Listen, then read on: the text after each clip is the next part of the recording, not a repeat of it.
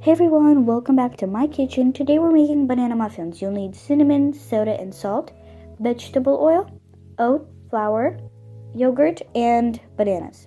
First, peel your bananas and put them in a bowl. Then, mash them up really nicely into one thick paste.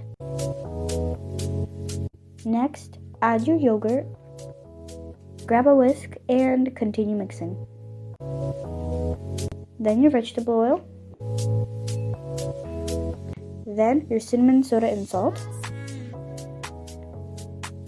And then bit by bit, keep adding your oat flour to avoid adding too much and mix.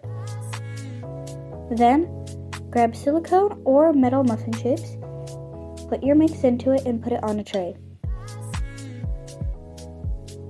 Then you're gonna bake, and after baking, let's see the final result.